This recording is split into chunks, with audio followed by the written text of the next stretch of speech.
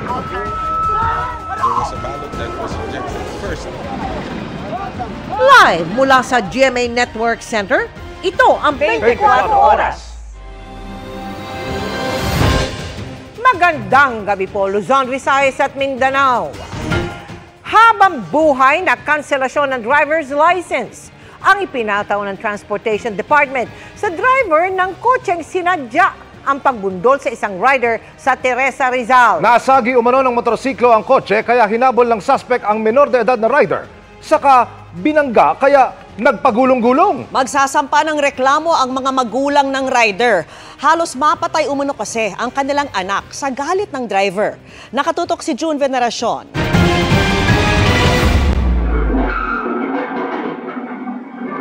Halos araruhin na ng kotseng yan ng isang motorsiklo sa Barangay Poblacion sa Teresa Rizal sa kuhang ito ng CCTV kahapon ng umaga.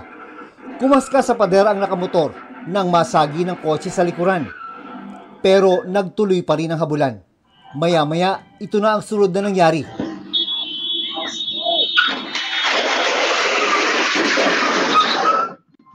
Ang rider na isa palang estudyante at nakauniforme pa. Gumulong-gulong sa kalsada at nakatayo kalaunan. Pero hindi pa tapos sa kanya ang galit na driver ng kotse. Tatakbo. Huwag ka tatakbo, hindi pasensya lang. Huwag ka tatakbo. Ba't tumatakbo ka pa? Bakit tumatakbo ka pa? Nakasagi ka na, di ba tumatakbo ka pa? Nung unay, nagsusumbong pa ang driver sa mga naglabasang residente. Tumatakbo to kuya, sinagi ako. Walang lisensya, tingnan mo. Tingnan mo kuya, tinatakbuhan ako. Pero nabahala ang mga residente sa ginawa ng driver na kanilang kinumpronta. Hindi dapat yung pabinangga kahit ginanong kayo. Yung pabinangga. Dapat hilarangan nyo na lang. Hinahabol ko nga po siya. Ay, hinahabol ka nga rin namin. May mga bata rin dito, di ba? Napatay mo. Salbahe ka! Salbahe ka. Pagbilis na takbo mo na kotse mo. Ano ko na Umiingit pa nga gulong itong kotse mo eh. Grabe ka. Sinahan ko po siya, tinakbuhan po ako. Grabe ka talaga. Isa si Maricel sa mga nakasaksi sa insidente. Awa ang kanyang naramdaman sa sinapit ng 15 anyos na rider na papasok daw sana sa eskwela. Malayo pa po ako, kitang-kita ko na po yung pagbundol nung kotse dun sa motor na bata. Sira po yung kanyang uniform hanggang dito po. Galos. Opo, dito, tas may konti po sa gantua. Base sa investigasyon ng Teresa Rizal Municipal Police Station, unang nasagi umano ng motorsiklo ang kotse, pero hindi ito huminto kaya nagkahabulan. Matapos ang insidente, lumagda sa kasunduan ng ama ng biktima at ang driver ng kotse. Nasasagutin nito ang lahat ng gasto sa pagpapagamot at sira ng motorsiklo. Pero nang mapanood ng mabuti ng mga magulang ng bata ang viral video, nagpasya silang kasuhan ng driver. Ngayong araw ay nagpunta sila sa Public Attorney's Office para humingi ng legal assistance. Hindi katanggap-tanggap yung ginawa. Kasi papatay niya yung bata eh. Di paano ko natuluyan? Pasensyahan tayo. Ikaw may kasalanan nito. Gagawin ko lang nararapat. Pagdusahan mo kung ano yung katarantaduhan ginawa mo sa anak ko. Pagkatapos lumapit sa Public Attorney's Office ay agad na bumalik dito sa Teresa Municipal Police Station ang mga magulang ng biktima para humingi naman ng tulong sa pagsasampa ng reklamo. At sa mga sandaling ito nga ay hinihahanda na ng mga pulis ang reklamong attempted murder laban sa suspect. Harapin mo lahat ng konsekwensya sa pinagagawa mo. Hindi biro ginawa mo sa anak ko. Papatay ka ng tao dahil sa konting gasgas na yun. Napaka-demonyo niya po, sir. Nakaharap ng GMA Integrated News ang driver, pero tumanggi siyang magbigay ng pahayag. Ipinagutos naman ni Acting Transportation Secretary Giovanni Lopez na hanapin siya para mapanagot. Pinagutos ko na po sa LTO na hanapin yung driver na yan, kanselehin ang kanyang lisensya habang buhay. Yung driver na po yan, wala pong karapatan magmaneho yan sa kalsada. Ang dapat po dyan ay talaga sampahan ng kaso at talagang makulong. Napakasalbahe po eh. Para sa GMA Integrated News, June Veneracion, nakatutok, 24 Oras. Babala mga kapuso, sensitibo po ang sunod naming iuulat.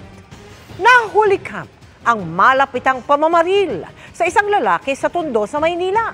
Ang mitya, away umano sa teritoryo sa ilang iligal na gawain. Nakatutok si Nico Wahe.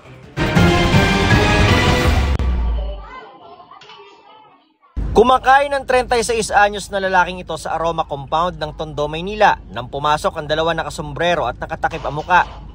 Pinagbabaril nila lalaki at mabilis na tumakas. Patay ang biktima. Nagkaroon sila ng parang awayan sa teritoryo doon sa kanilang mga illegal activities. Sinasabi doon, illegal tampering ng tubig, kasama na rin yung kuryente at mga iba pang mga illegal activities. Nakatakas man natunton sa pamamagitan ng backtracking ng Manila Police ang mga suspect.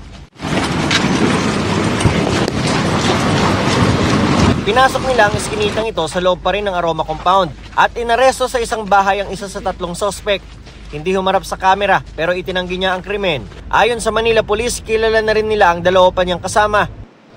Yung dalawang kasabot niya, yung isang lookout at yung isa pa na kasamahan din na pumasok doon sa residente o bahay nitong biktima natin at large. Pero ganun pa man, na-identify ito at kasama ito dito sa naisampang kaso sa kanila. Ito nga yung murder by shooting. Sinusubukan pa namin kunan ng pahayag ang pamilya ng biktima. Para sa GMA Integrated News, Nico Wahe, nakatutok 24 oras.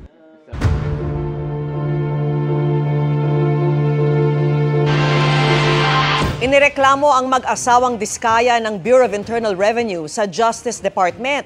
Kaugnay yan ng mahigit 7 bilyong pisong halaga ng buwis na hindi umano nila binayaran.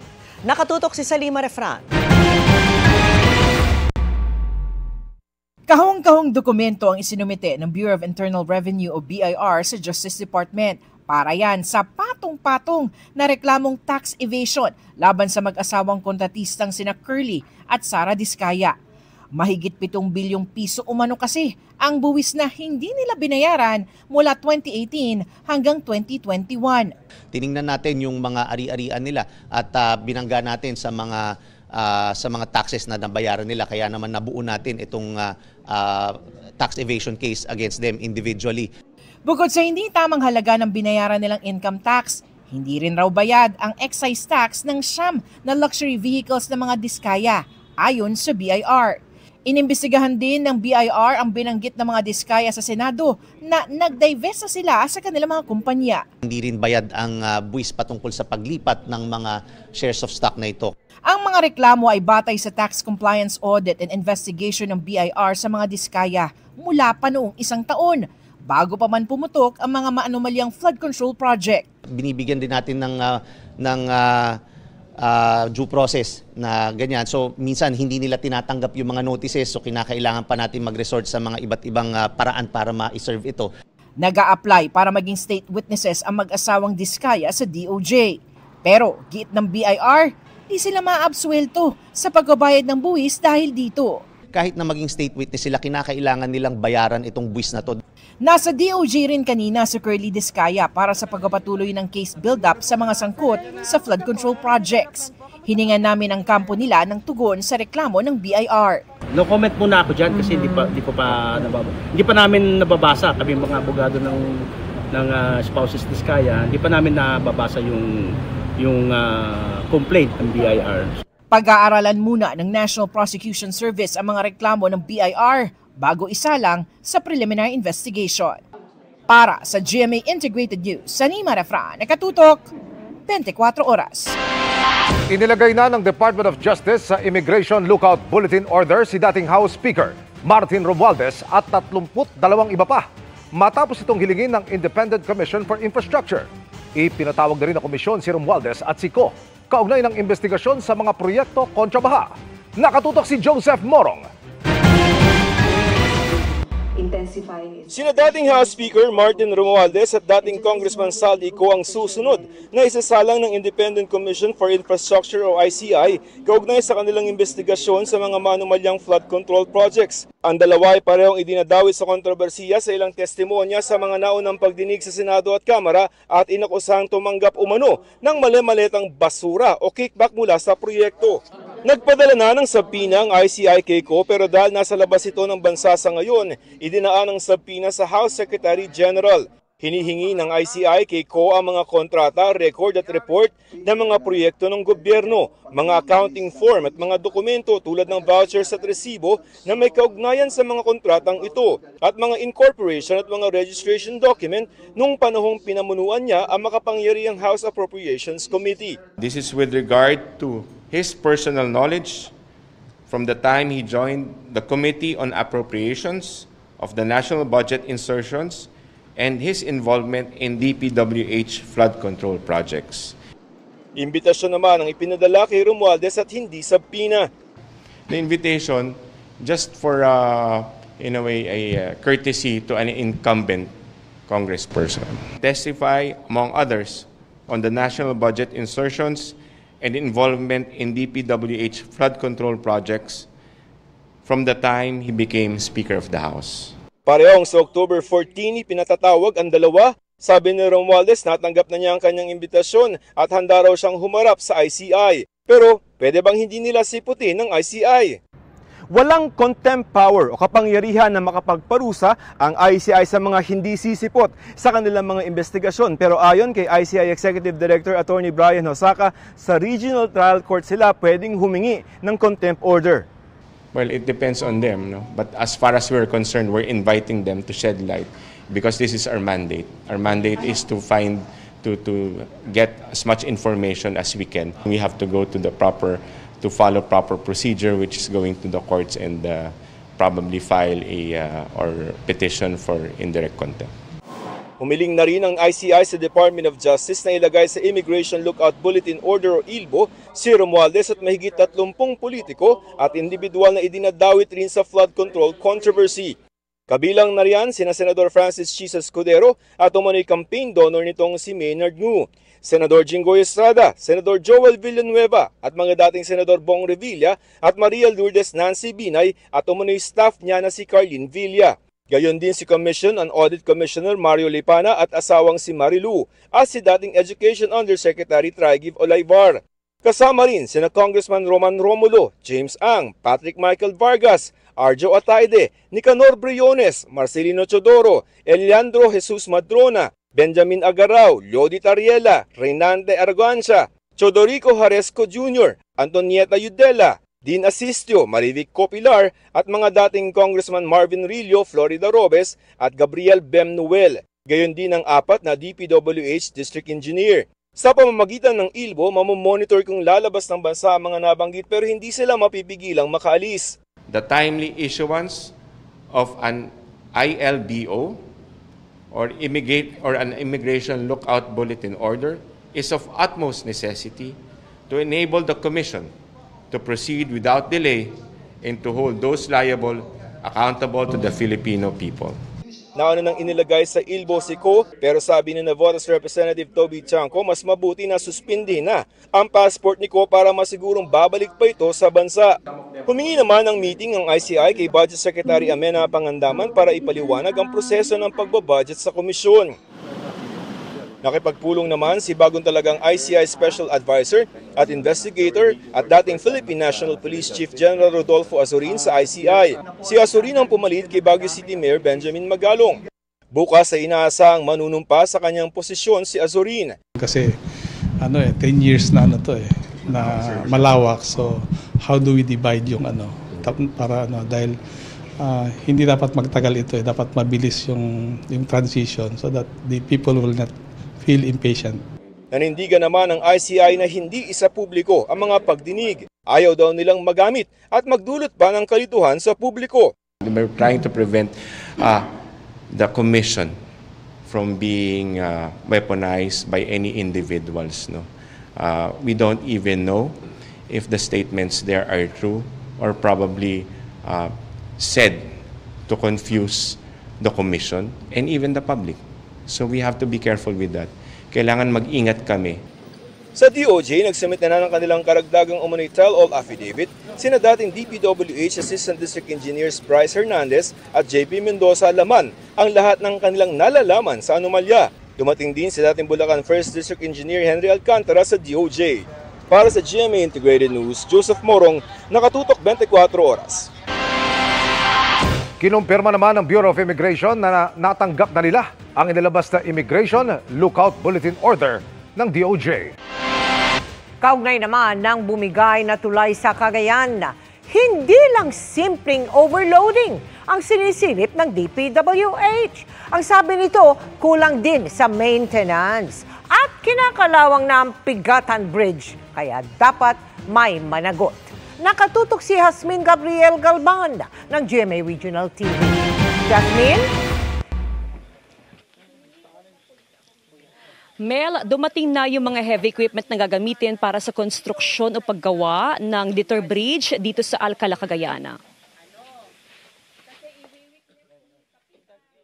Batay sa nakita ni Public Works Secretary Vince Dizon nang inspeksyonin ang Pigatan Bridge sa Alcala, Cagayan, posible daw na hindi lang overloading ang dahilan kung bakit bumagsak ang tulay. Kung makikita nyo, maraming mga dugtungan, medyo kalawang na.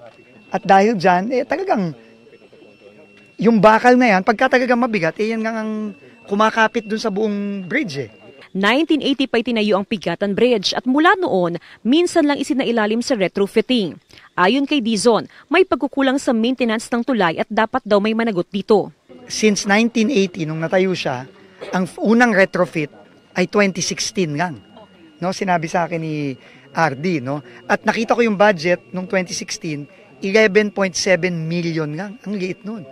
So sabi ko nga, saan napunta yun? No? Ako mismo, gobernador ng Cagayan, ay may responsibilidad dito bilang tatay ng Cagayan. Responsibilidad ko, sana nakita ko yan na kailangan na ng repair. Bumagsak ang tulay matapos sabay-sabay dumaan ang ilang kargadong truck na lagpas umano sa weight limit. Pero para sa alkalde ng Alcala, hindi raw dapat mga truck driver lang ang sisihin. Hindi lang to simpleng kaso ng overloading na we will shift all the blame doon sa dumaan na trucks and yung mga owners ng trucks. Considering na unang-una, itong bridge na ito, ang Pigatan ay nasa Maharlika National Highway, which is the main highway. Kung hindi dito sa bridge na ito at sa kasadaanan ng Maharlika National Highway, saan dadaan? Overloaded sila eh. Diba? So titignan natin lahat. No, lahat yan. Hindi kang isa ang may kasalanan dito. Maraming may kasalanan dito. Pero again, uunahin natin yung solusyon. Ayon kay Dizon, sa ngayon, gagawa raw ng Detour Bridge sa tabi ng bumagsak na tulay. Di tulad sa Pigatan na hanggang 18 tons lang ang capacity, gagawin daw hanggang 40 tons ang itatayong Detour Bridge. Simula bukas ay sisimulan na ang konstruksyon ng Detour dito sa Barangay Pigatan sa bayan ng Alcala. Ayon sa DPWH, posibleng tumagal daw ng halos 2 buwan bago matapos ang Detour at pwede nang madaanan ng lahat ng uri ng mga sasakyan. Para maiwasang maulit ang nangyari sa Alcala, minomonitor ngayon ang 4 pang lumang tulay sa Cagayan. Magpapatupad ng traffic plan upang hindi sabay-sabay ang pagdaan ng mga mabibigat na sasakyan sa tulay. Plano rin ng DPWH na gumawa ng kaparehong Detour Bridge sa mga ito. Kinausap na rin ni Dizon ang sekretary ng DOTR sa posibilidad na isakay sa barge mula Port Irene ang mga produktong palay at mais na ibabiyahe sa Central Luzon.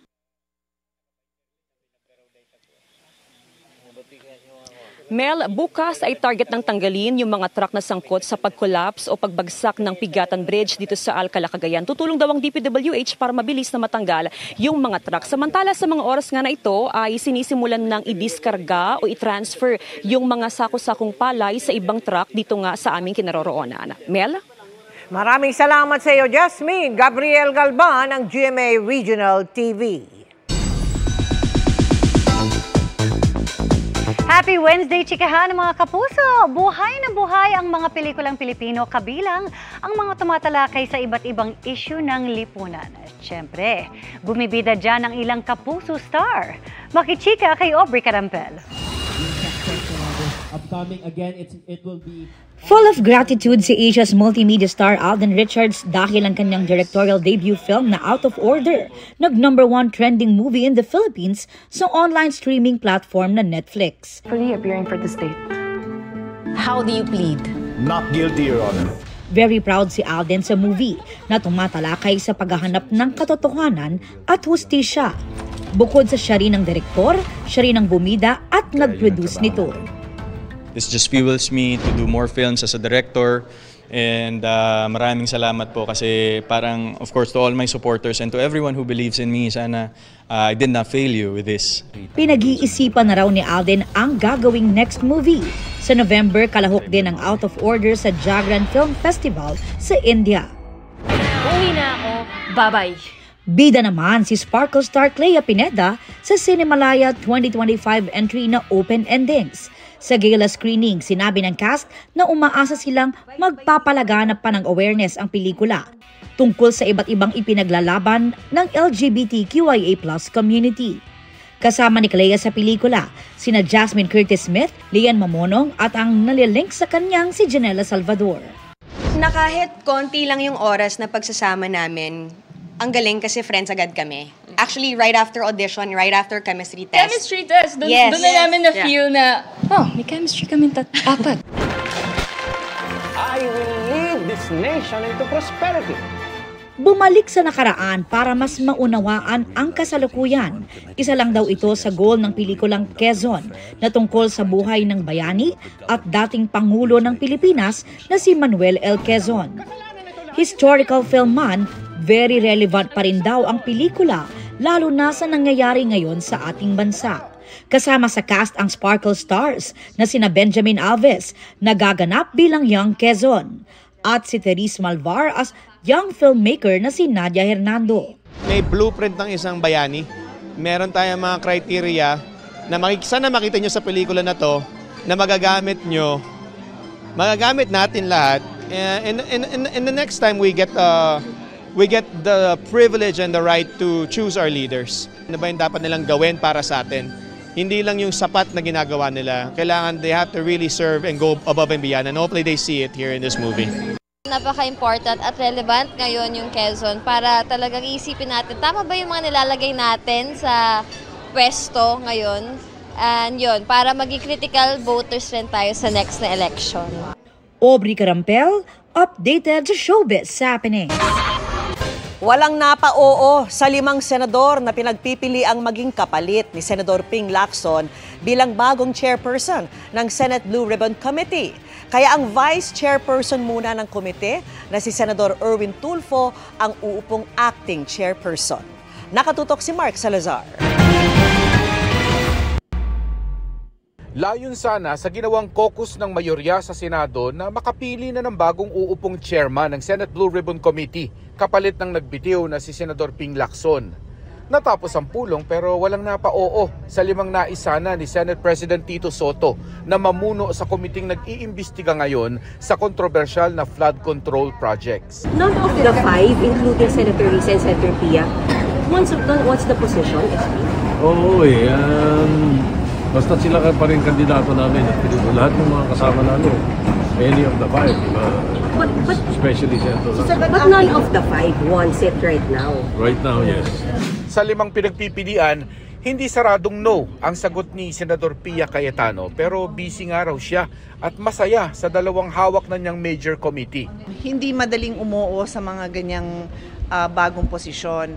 And because my name was mentioned, it's my job to consider it, diba? 24 lang naman kami, and then 5 lang naman kaming abogado. So, gustuhin ko man o hindi, it's my job to consider it if there is a need to chair the Committee on Blue Ribbon.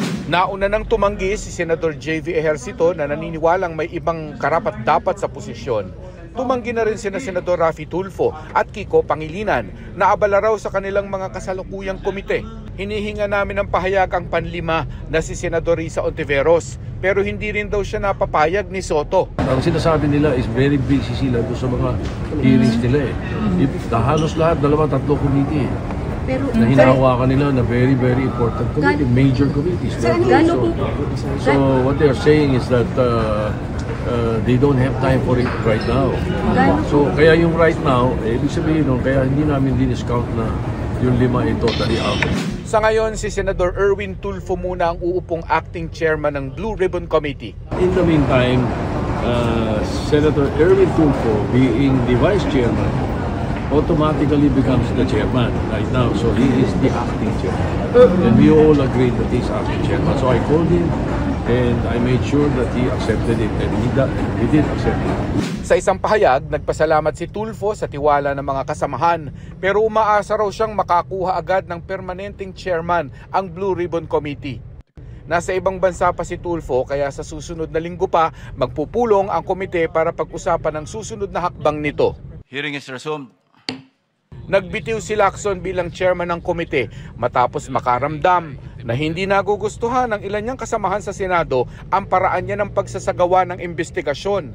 Wala si Lacson sa majority caucus kanina dahil may sakit daw.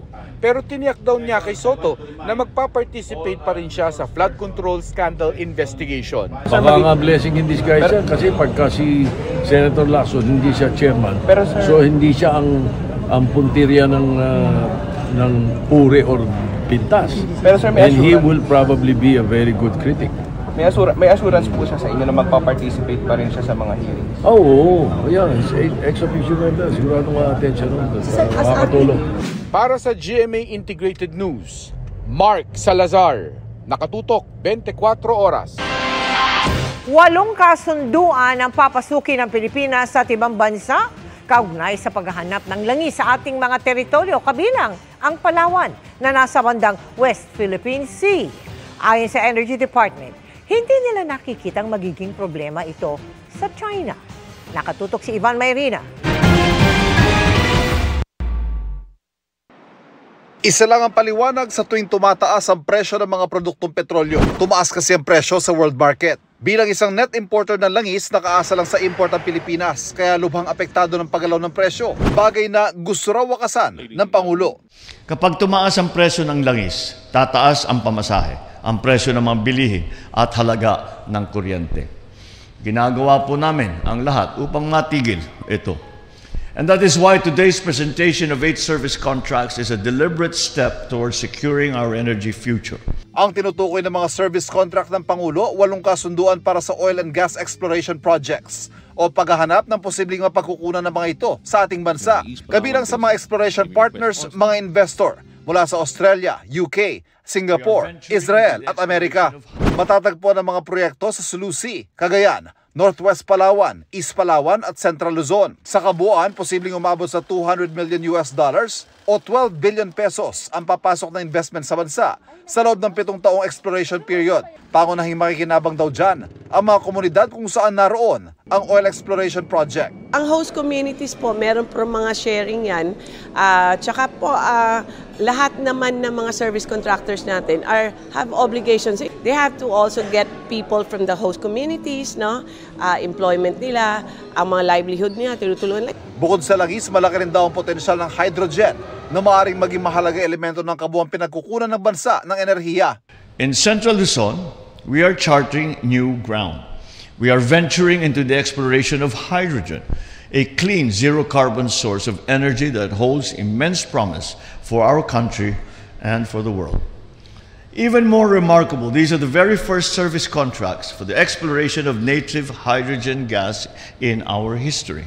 Meron tayong native hydrogen, meron tayong indigenous gas, baka meron din tayong oil. So ibig sabihin yan, hindi na tayo dependent sa ibang country for our fuel, for our energy resources. Siniguro naman ng Energy Department na wala silang nakikita magiging problema sa China sa mga exploration agreement. Mahigpit ang koordinasyon ng lahat ng exploration projects sa Defense Department, lalo pat may mga lokasyong nasa Palawan at nakaharap sa West Philippine Sea. Matatanda ang naantala na noon ng oil exploration activity sa Recto Bank sa Palawan dahil sa harassment mula sa China. Para sa GMA Integrated News, Ivan Mayrina, nakatutok 24 oras. Mga kapuso, lumakas at isa ng tropical storm ang binabantayang bagyo sa labas ng Philippine Area of Responsibility. Ayon sa Pag-asa, huling namataan ang bagyong may international name na Nakri sa layong 1,725 kilometers, silangan ng extreme Northern Luzon. Inaasahan bukas ng hapon o gabi ito papasok sa PAR at papangalan ng bagyong Kedan. Saglit lang napapasok ang bagyo sa loob ng PAR sa kilos na north-northwestward. Dahil malayo sa kalupaan, hindi ito inaasahang makaka-apekto sa bansa. Pero posible pa rin ang pag-ulan dahil sa 3 weather systems na umiiral sa bansa. Bukod sa Intertropical Convergence Zone o ITCZ at Northeasterly Wind Flow, Nagbabalik ang shear line o salubungan ng mainit at malamig na hangin. Sa datos ng Metro Weather, bukas ng umaga ay may tsansa na ng light to heavy rainfall sa ilang bahagi ng Luzon. Pero pagdating ng hapon, halos buong Luzon na ang inaasahang uulanin. May ilang lugar na posibleng makaranas ng heavy o intense rainfall kaya mag-ingat sa banta ng pagbaha at pagguho ng lupa. Halos buong Visayas din ang inaasahang ulanin mula umaga hanggang gabi. Posible ang malalakas na pag-ulan lalo na sa Western Visayas, Central Visayas at Negros Island regions. Asahan din ang mga pag-ulan sa malaking bahagi ng Mindanao simula tanghali pero mababawasan naman ito pagdating ng gabi. Sa Metro Manila, posible ang malakas na pag-ulan lalo na sa hapon kaya huwag kakalimutan ang pagdadala ng payong. Walang takas sa magkahiwalay na operasyon ng 4 na sangkot umano sa magkakaibang estilo ng pagnanakaw sa Cavite. Ang isa, natunton ng may-ari ng tinangay niyang motorsiklo. Kung paano, alamin sa aking eksklusibong pagtutok. Motor mo yan. Ito. Yan yung hold up sa'yo. Yan mismo. Ito mismo. Halata ang gigil pero nanaig ang pagtitimpi ng delivery rider na ito nang iharap sa kanya ng mga pulis ang lalaking tumangay umano ng kanyang motorsiklo. Motor mo. Kwento ng biktima, tinutukan siya ng baril ng suspect sa area ng Dasmariñas, Cavite, saka tinangay ang motorsiklong panghanap buhay niya. Pare, wag ka nang pumalag, puputukan kita sa mukha. Kinuha na po yung bag sa akin, tapos lumapit yung isang angkas ng isang motor pa, inagaw na po sa akin yung motorcycle ko. Hindi raw malaman noon ng biktima ang kanyang gagawin. Napakahalaga po sir kasi gamit po namin yun sa pag-deliver po ng mga paninda namin via online kasi kami po ay nag-online selling din po ng mga paninda namin. Hanggang sa ilang oras ang lumipas, nakita niya raw na ibinebenta na online ang motorsiklo niya. Familiar sa akin nung makita ko po yung gas-gas doon sa may handlebar sa likod. Kaya nag-inquire na po ako, tinanong ko na po kung magkano binebenta. Nagsumbong ang biktima sa PNP-HPG at sa isinagawang entrapment operation sa Karatig Bayan ng General Trias. Dakip ang suspect na tumangging magbigay ng pahayag. Sa ngayon, meron po siyang pending case na patungkol sa estapa at meron din po siyang isa pang kaso patungkol po sa carnapping. Kuya, ba't ganun? Bakit Huli rin sa iwalay na operasyon ng Task Force Limbas at Intelligence Division ng PNP-HPG ang 3 suspect na umunay sangkot sa isa pang uri ng carnapping scheme. Ayon sa pulisya, bumibili ang mga suspect ng mga nakasanglang sasakyan na walang papeles. Once po na makuha po nila yung possession through sangla, ay binibenta po nila ito at dinidispatchan na yung sasakyan sa mababang halaga po. Ang hawak lang po nilang mga papeles ay una ay mga Xerox copy or mga printed copies lang po ng ORCR. Isa sa tinangkang pagbentahan si Mark, hindi niya tunay na pangalan. Bukod nga po sa mura, sir, nainganyo rin po ako, sir, sa mga salita niya, sir. Binibenta nga raw po niya ng rush. Gawa nga ng, bukod sa may sira po yung harapan, emergency daw po para sa asawa niya. Buti na nga lang daw at kinutuban siyang mukhang budol ang deal. Nung hinihingi ko na po kasi, sir, yung original na papel, iba-iba na po, sir, yung sinasabi. Hindi rin nagbigay ng pahayag ang mga suspect. Para sa GMA Integrated News, Emil Sumangil, nakatutok, 24 oras. Arestado at nahaharap sa reklamo ang isang lalaki sa Zamboanga del Sur dahil sa kanyang social media post na ayon po sa NBI ay tila banta sa buhay ni Pangulong Bongbong Marcos. Kung ano mismo ang kanyang post, alamin sa pagtutok ni John Consulta. Nagtangkapang tumakas sa mga ahente ng NBI Cybercrime Division pero tuluyan ding naaresto ang lalaking ito sa Pagadian, Zamboanga del Sur. Ayon sa Cybercrime Division, kumalat sa social media ang post ng lalaki na tila nagbabanta kay Pangulong Bongbong Marcos. Nag-start yung upload no October 3 wherein yung picture po na nandun is yung picture ni President nung pumunta siya sa Bogo City dun sa Cebu after ng earthquake. Meron pong araw sa ulo ni President and may caption po na headshot. Alam nyo sa mga shooters, sa mga law enforcement agencies, pag sinabing i-headshot ka, ay babariling ka sa ulo. Nagpapahiwatig siya na ganoon, kaya sineryoso namin yung bagay na yun. Pinuntahan siya at dinala siya dito. Pero giit ng suspect, wala siyang intensyong patayin ng Pangulo. Download ko lang po yung image na yon. Yung araw lang na yon na papunta kay sa presidente natin is galing doon sa word na bugo. Yung bugo sa amin kasi bugo sa Bisaya, sa Tagalog bobo. Naano ko lang yun sa mga nangyayari ngayon. Hanggang doon lang po yun. Komento ko lang yun. Sa huli ay humingi siya ng paumanhin sa kanyang nagawa. Naghihingi po ako ng pasensya na iba po yung ibig sabihin. Meron tayong karapatan magsalita, mag-comment, freedom of speech. Kasama yan, freedom of expression.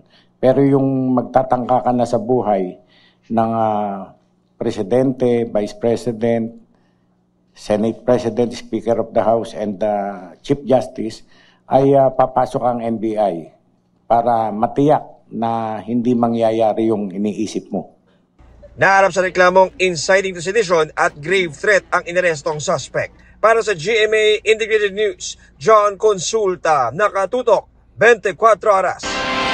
Pinakamabilis sa loob ng 6 na buwan ang naitalang inflation rate nitong Setyembre ayon sa Philippine Statistics Authority. 1.7% yan, mas mabilis sa 1.5 inflation rate noong Agosto. Sabi ng PSA, nakapag-ambag sa bilis ng pagmahal ng mga produkto at serbisyo sa bansa ang mabagal na pagbaba ng presyo ng gasolina at mabilis na pagtaas ng presyo ng diesel. Nagpabilis din ang inflation ng pagmahal ng pagkain at ng non-alcoholic beverages. Gayon din ang pagtaas ng singil sa mga restaurant at accommodation services. Pumanaw na ang isa sa mga Pilipinong sakay ng Dutch cargo ship na inatake ng grupong Houthi sa Gulf of Aden noong Setyembre. Ayon sa Department of Migrant Workers, nilabag ng barko ang patakarang abisuhan ng mga sakay nitong Pilipino na daraan sila sa delikadong bahagi ng dagat. Nakatutok si JP Soriano.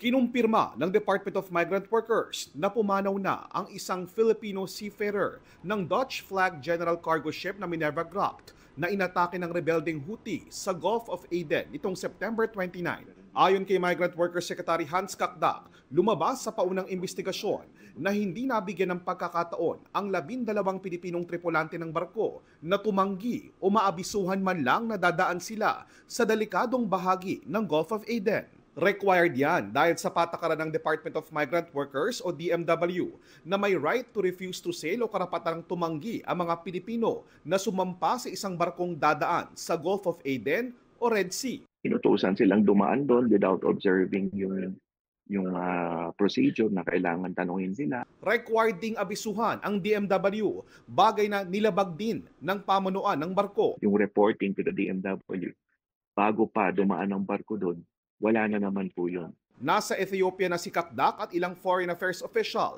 pati ang asawa at kapatidang nasawing Pinoy na siyang able seaman ng Minerva Gracht. Hindi na nila inabutan ng buhay ang biktima na nung unay critical lang sa ospital dahil sa mga sugat. Asikasuhin na natin yung pag-uli. Una nung labi ang nasawi nating tripulante. This is just the general facts that I gathered. Mayroong mga tripulante tayo na magigiting at patuloy ang paninilbihan on board kahit na humaharap na sa danger. Aasikasuhin din ng DMW ang pag-uwi sa Pilipinong cook ng barko na nasugatan din pero nagpapagaling na sa isang ospital sa Djibouti. Base sa inisyal na impormasyon ng DMW, hanggang sa huling sandali ng pag-atake ay hindi iniwan ng Pilipinong nasawi ang kanyang trabaho para matiyak na maisalba ang barko at kaligtasan ng mga kasama. Para sa GMA Integrated News, JP Soriano, nakatutok 24 oras.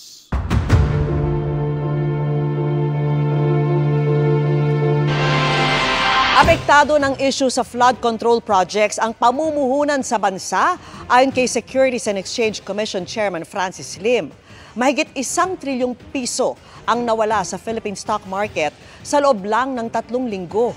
Sabi ng ilang grupo, dapat may mga gawing hakbang kontra katiwalian, bagay na dati nang sinabi na palasyo na tinutugunan na. Nakatutok si Maki Pulido. Stock market ang isa sa mga indikasyon ng kumpiyansa ng mga namumuhunan sa ating ekonomiya. At hindi lang mayayaman ang naapektuhan niyan kundi mga ordinaryong Pilipino. Kabilang kasi yan sa pinaglalagakan para palaguin ang pondo ng maraming institusyon, halimbawa yung humahawak sa ating retirement pension at mga insurance. Pero kamakailan, 1.7 trillion pesos ang nawala sa halaga ng mga kumpanyang nagbebenta ng shares sa stock market sa loob lang ng 3 linggo. Batay sa ipinunto ni Securities and Exchange Commission Chairman Francis Lim. Sa kanyang talumpati sa 57th Annual Phoenix Conference, sinisi niya ang tinawag niyang flood control project scandal. Umaalis umano o nagbebenta ng shares sa mga investor dahil sa mahinang integridad. Sabi niya, paalala ito na ang katiwalian ay weapon of mass wealth destruction. Nakakabahala yan kasi kung meron kang shares na hinahawakan ngayon sa stock market, nabawasan na yan. Kung 1.7 trillion, mahina ang mga 10% na nalugi sa iyo dyan. Sabi ng ekonomistang si Professor Emmanuel Leco, hindi talaga papatol ang mga investor sa imbitasyon ng Pilipinas na namumuhunan dito kung talamak ang korupsyon. Hindi naman ilalagay ng mga investor ang kanilang pondo doon sa isang bansa na hindi nila masiguro kung tama ba ang patutunguhan. Nangangamba sila na ang kanilang puhunan ay hindi mapapangalagaan sa loob ng Pilipinas. Kung tutuusin, matagal ng problema ang katiwalian sa bansa, gaya ng ipinunto sa isang ulat ng US State Department. Sabi nito, ika-114 ng Pilipinas sa 180 na bansa sa 2024 Transparency International Corruption Index. Pero pwede namang makabawi. Tulad nitong Pebrero nang matanggal ang Pilipinas sa gray list ng Financial Action Task Force dahil sa mga hakbang laban sa money laundering at financing ng terorismo. Mga tamang hakbang ang dapat ipakita ng gobyerno ayon sa Federation of Philippine Industries sa gitna ng epekto ng issue sa flood control. So of course it does have an effect. But at this point in time, it's not like, oh, we're not going to invest in the Philippines anymore. It's not, because corruption is actually part and parcel of all governments. But one thing that we want to emphasize is that the government is doing something about it. Sabi ng Makati Business Club, dapat manindigan ang mga leader ng bansa sa budget na nagbibigay ng prioridad sa mga pangangailangan at sa mga programang sumusunod sa mga patakaran. Nananawagan silang bumuo ng grupo ng mga eksperto na magsasaayos sa sistema ng pagpopondo sa mga proyekto, kabilang ang transparency, patas na bidding na namomonitor ng taong bayan. Para sa GMA Integrated News, Maki Pulido, nakatutok 24 oras. Nanawagan si Senador Kiko Pangilinan sa Independent Commission for Infrastructure o ICI na isa publiko ang kanilang pagdinig sa anomalya sa mga flood control projects at katiwalian. Mensahe ng Senador sa ICI sa isang social media post, huwag subukin ang pasensya ng publiko sa hindi nito pagbubukas ng kanilang pagdinig. Binanggit din niya ang karapatan ng mga tao sa impormasyon na may kinalaman sa public concern. Tanong ni Pangilinan, paano rerespetuhin at tatanggapin ng publiko ang resulta ng investigasyong hindi nila nakita ang proseso?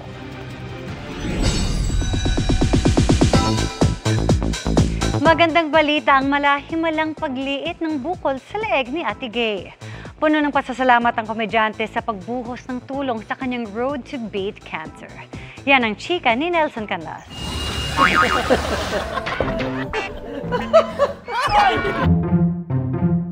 My brother is not a pig! Mali! Marami ang nagulat ng ang masayahin, makulit at energetic na tinaguriang mash-up queen na si Ate Gay o Hil Aducal Morales sa totoong buhay. Humaharap pala sa madilim na yugto ng kanyang buhay. Masakit pakinggan na may cancer ka, mamamatay ka na. Yung hindi ka naaabot ng 2026. Sa episode ng Kapuso Mo Jessica Soho, ibinahagi ni Ate Gay ang pinagdaraan ng sakit na nitong Pebrero lang lumabas ang unang sintomas. Sa araw-araw umiiyak ako. Umala ko ni Lord. Hiling ni Ate Gay. Kailangan ko po ng himala. Kailangan ko po ng dasal. Matapos ipalabas ang kwento ni Ate Gay, bumuhos ang nagpaabot sa kanya ng tulong. Libre siyang nagpakimo at radiation. May mga nag-alok din sa kanya ng libreng matitirhan na malapit sa ospital. May mga nagpadala ng pagkain at vitamins at inilibre rin siya ng pasahe ng driver ng isang ride-hailing app na kanyang nasakyan. Sana mabuhay ako ng matagal. Kasi gusto ko pang masaya.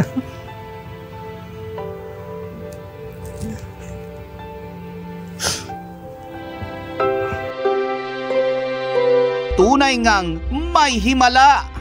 Ayo, wala na akong bukol. Konting-konti na lang, oh. Oh, thank you, Lord. I love you, Lord. Thank you, Lord. Minamanifest na raw ni Ate Gay ang tuloy-tuloy niyang paggaling sa kanyang stage 4 parotid tumor. Ito, 4 days pa lang na radiation eh. Ang ganda-ganda ng nararamdaman ko. Nawala na, halos 1 kilong laman, nawala na yata dito. Wala na, as in, tapal na lang siya eh. At nakakagalaw ka na? Oo. Hindi na ako yung, hindi na ako yung ganun-ganon. Hindi pa totally magaling to kasi 35 days akong radiation and 5 times na chemotherapy. Nakaka-1 pa lang. Tapos ganito na agad. Ang matamlay na Ate Gay, nakakangiti na at nakakagalaw na ngayon. Naiyak na naman ako. Pero masaya ako. Umiyak ako dahil masaya ako. Hindi sa malungkot ha. Napakaswerte ko sa mga anghel ko. Thank you, thank you, thank you. Aswerte-swerte ko. At sana lahat ng may sakit na kagaya ko kagaya sa bansang tinitirhan natin maraming may mga cancer, hindi nakapagpapagamot. Sana may mga libre na radiation at saka chemo na hindi lang tayo kakapit sa swerte. Ngayon pa lang daw ay itinuturing na ng komedyante na pangalawang buhay niya ito.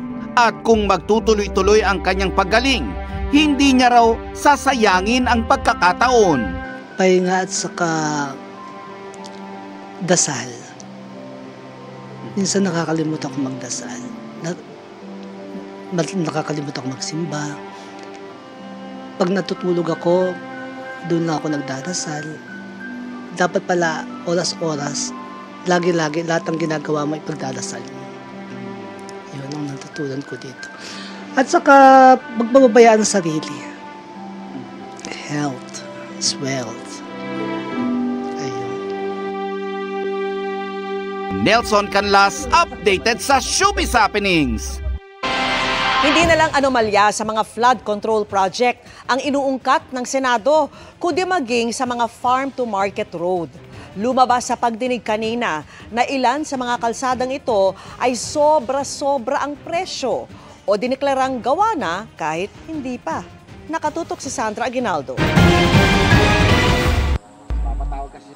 Habang patuloy na nadidiskubre ang mga flood control project na substandard o hindi talaga na itayo, lumabas naman sa pagdinig ng Senado na meron ding kahalintulad na nagaganap sa pagtatayo ng mga farm-to-market road.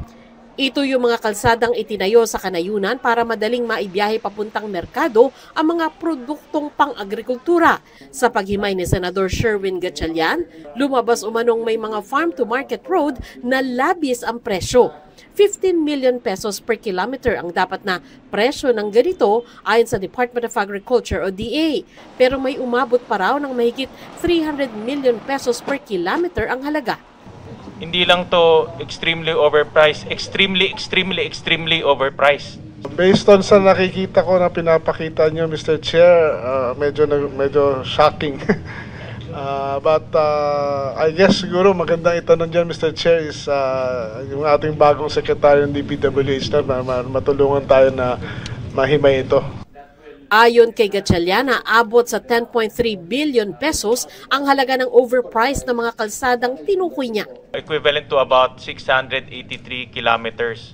So yung 683 kilometers, Mr. Chairman, pwede na tayong gumawa ng kalsada from Manila to Apari ng isang kalsada, no? 2 lanes. Ang iba nga, ni hindi nagawa o ghost project. 125 million pesos ang halaga ng ganyan na inireport ng Department of Public Works and Highways o DPWH na gawa na pero hindi pa pala nagagawa. DPWH ang gumawa ng farm-to-market roads ayon sa DA. Meron kami nakita sa Davao Occidental na ghost pero 2021-2022 projects yun na ghost. Meron din sa Zamboanga City na ghost. Hindi rin umano ito ipinaalam ng DPWH sa DA bago gawin. Kaya aalamin ng DA kung alin sunod sa kanilang roadmap ang naturang mga proyekto. How does that work? Hindi kayo nag-concur? Ibig sabihin, binaypass kayo at tinuloy? Ganun ba yun? Yes, Mr. Chair. So parang flood control, may nagbabypass, dinediretso dun sa... Galing itong mga projects na ito.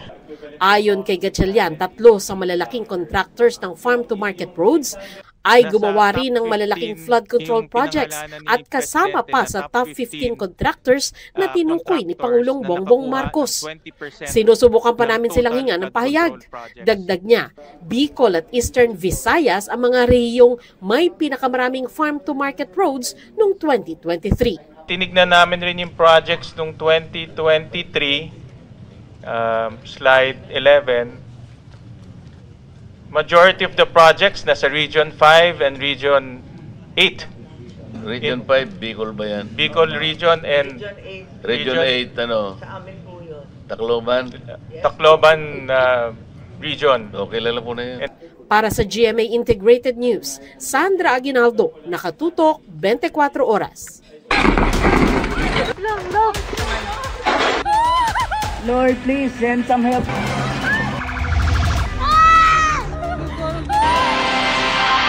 Namigay ng tulong ang Labor Department sa mahigit 2,000 pamilyang apektado ng lindol sa Bogo sa Cebu. Nakatutok si Femari Dumabok ng GMA Regional TV. Tila nakiramay ang panahon sa pagdadalamhati ng pamilya ng mga namatay sa pagyanig ng magnitude 6.9 na lindol noong Martes, September 30. Umaga pa lang kanina, walang tigil na ang pag-ulan hanggang sa nailibing ang 11 biktima.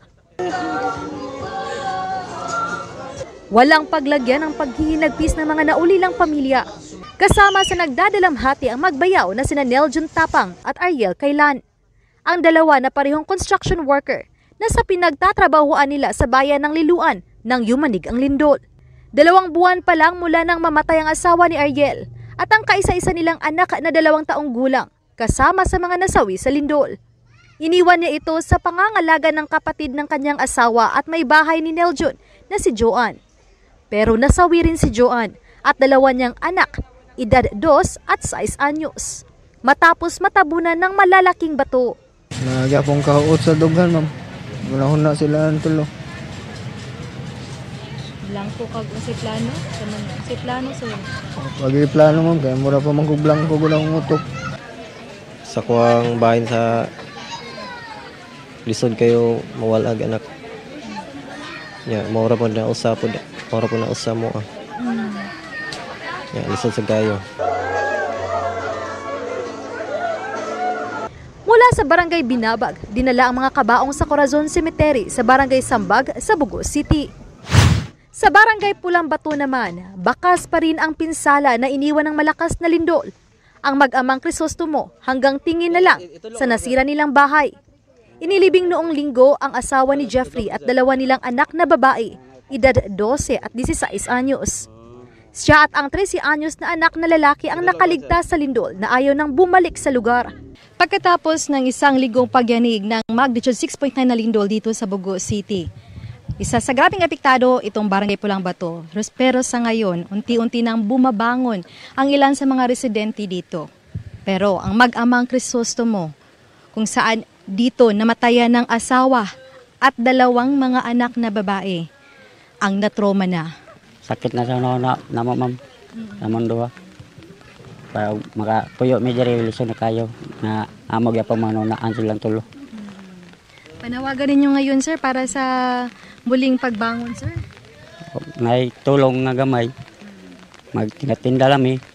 Saya mang tinda mauna lang ginaamo ang kaning kamutan. Na pagka eskwela sa kong anak. Namigay naman ng 5,400 pesos na financial assistance ang DOLE 7 sa mahigit 2,000 pamilya na namatayan at nawalan ng trabaho sa Bugo City. Ayon sa DOLE, mamimigay din sila ng livelihood sa mga pamilya ng mga namatay. Sa entire Bugo is 14 beneficiaries. So aside sa tupad na cash assistance na binigyan natin sa kanila, mayroon tayong livelihood program doon sa mga namatayan. Ngayong araw, halos wala nang makikita sa gilid ng kalsada ng mga tao na may dalang placard na humingi ng tulong. Malaking pasalamat po namin sa mga tumutulong po namin dito po sa area namin dahil doon may nagbigay ng mga supply lalo na pagkain at saka tubig. Naka-encourage po na di po tayo dapat mawala ng pag-asa. Pero patuloy pa rin ang nararamdamang aftershocks. Sa pinakahuling tala ng PHIVOLCS, mahigit 9,000 na ang naitalang aftershocks. Para sa GMA Regional TV at GMA Integrated News, ako si Fe Marie Dumabok. Nakatutok 24 oras. Nag-ikot ang MMDA sa ilang lugar sa Parañaque, Pasay at Taguig. Iyan ay matapos makatanggap ng ilang ulit na reklamo sa President's Hotline tungkol sa maling pagparada. Nakatutok si Oscar Oida. Kahit umuulan, tuloy ang bantay sa gabal operations ng MMDA Special Operations Group Strike Force. Kabilang sa mga pinuntirya, ang President Avenue 4th Estate Subdivision sa Parañaque na inuulan din umano ng violators. Ilang sasakyang unattended at illegally parked pa ang inabutan, kaya kaliwat kanan ang nangyaring hatakan. Ayon sa MMDA, mangilang beses na ron narereklamo sa President's Hotline 8888 ang umano'y bara-barang pagparada. Yung 8888 is one of the most prioritized complaint mechanism na required po tayo na gumawa po ng action within 72 hours. Nasampula naman sa may Naiya Road sa Parañaque pa rin ang mga tindahan. Ginawa kasi nilang imbakan ng gamit ang mga bangketa, kaya pinagkukuha ang mga ito tulad ng kariton, sampayan at kung ano-ano pa. Tinikitan din ang mga nakaparada ng alanganin. Binatak naman o tinikitan ang mga sasakyan sa Post Office Street, corner Aurora Boulevard sa Pasay City. Wala ring kawala ang ilang tindahan, pati ang Lotto outlet na yan na nakapwesto sa mismong bangketa. Binaklas ito at kinumpiska para di na magamit. Napaka-importante, lagi po natin sinasabi ang paulit-ulit po, ang mga sidewalk it's beyond the commerce of men. At hindi lang po yan, ang mga sidewalk ay hindi po ito nilalagyan ng mga extension ng negosyo. Sa may Chiniros Extension naman, parting Taguig, may mga illegally parked lalo sa gilid ng mga establishmento. Kung tutuusin, may mga local enforcer namang naninita. Yun nga lang, kapag wala na sila, babalik na naman ang mga pumaparada ng alanganin. In fairness, nababawasan. However, as I said, kailangan pa rin po natin ng strong collaboration, hindi lang po sa ahensya po natin sa MMDA, but also down to the barangay level. Para sa GMA Integrated News, Oscar Oida, nakatutok 24 oras.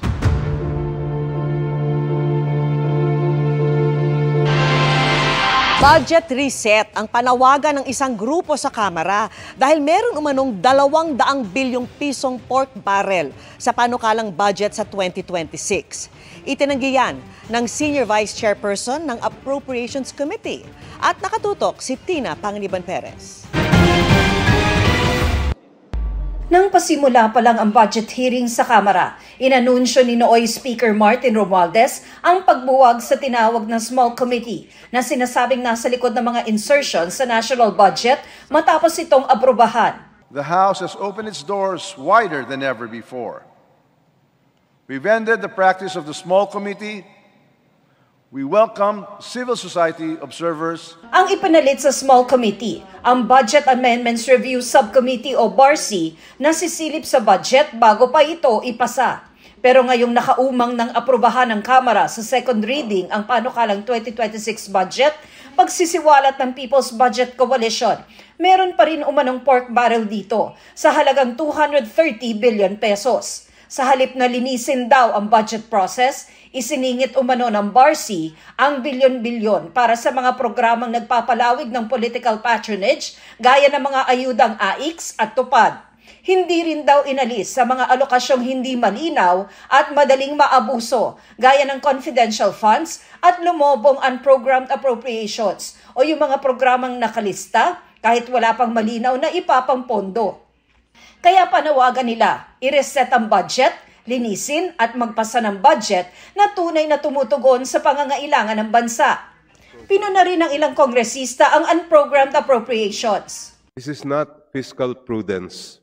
It is fiscal abuse. These are clearly programmed obligations that should have been placed under the regular budget, not hidden in the unprogrammed appropriations. We are effectively giving the executive a blank check worth $250 billion pesos. Worse, these funds have become a fund for pork barrel politics. Pero giit ni House Appropriations Committee Senior Vice Chair Albert Garcia, walang pork sa 2026 budget. Actually, this is not congressional pork. These are the normal programs and ng ating national government. Yung MAIP, TUPAD, AIX, normal programs po yan, continuing programs that benefit the poor. Or parang may discretion yung... Yes. So may ganun po bang klase? Wala akong discretion because these are budgets of the agencies. So after the passage, yung agencies na po mag-i-implement nito. Di tulad ng small committee, nagpupulong ang BARC bago aprubahan ang panukalang budget at namamonitor ito online. Habang ang small committee, pribado ang pulong matapos aprubahan ang budget. Makikita rin sa tinalakay na amendments ng BARC kung sino ang humiling ng amendments. Nagsagawa rin ng adjustments sa unprogrammed appropriations. Hindi pork, pero it's, you know, the budget is an ongoing work in progress.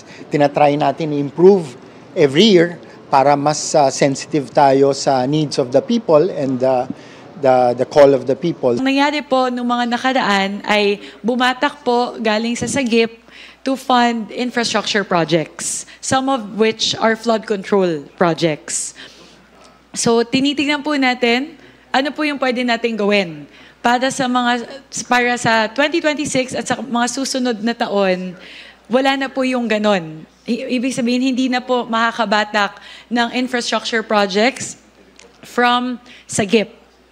Target ng Kamara na aprubahan ang panukalang budget para sa 2026 sa Biyernes, October 10 sa ikalawang pagbasa at sa Lunes, October 13 sa ikatlot huling pagbasa. Ito ay kahit ang huling araw ng sesyon ay sa October 10. Under the Constitution, we are allowed to extend, provided that we get consent from the Senate, that we will be extending our session for not more than 3 days.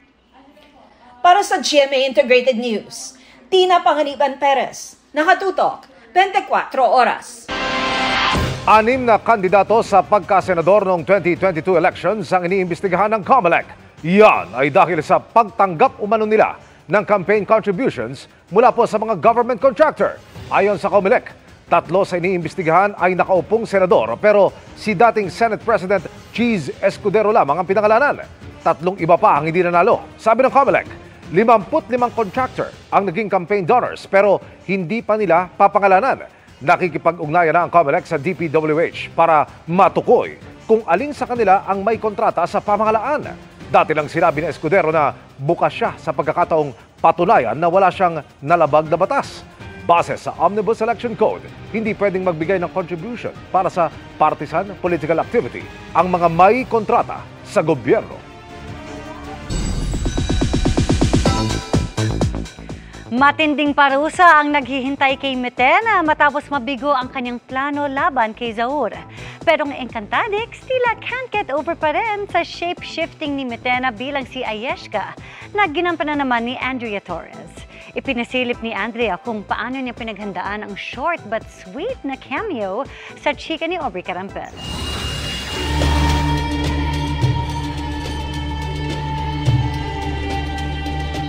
Sexy and seductive. Siya si Ayeshka, ang special role na ginampanan ni Kapuso star Andrea Torres sa Encantadia Chronicles Sangre.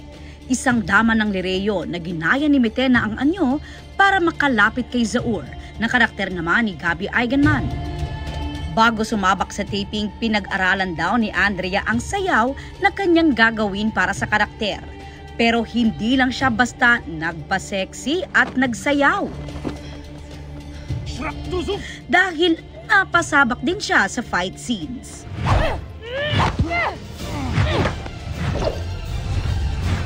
Dahil hindi lamang ako isang dama, at ako'y higit na malakas kesa sa'yo! Super happy ako kasi na-miss ko rin mag-fight scene. Na-miss ko rin naman magpa-sexy somehow. Gumawa na rin ako ng soap na fantasy and action. So it's nice to do that again.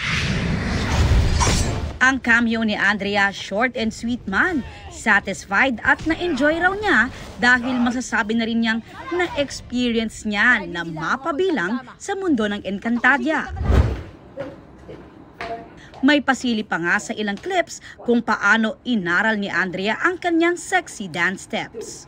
Ang ingay ng ang ingay ng IG ko. Nakita ko rin yung mga comments nila sa YouTube. Super kilig ako syempre kasi yun naman ang gusto natin every time na may ginagawa tayong role. Ma-appreciate ng tao, ma-entertain sila.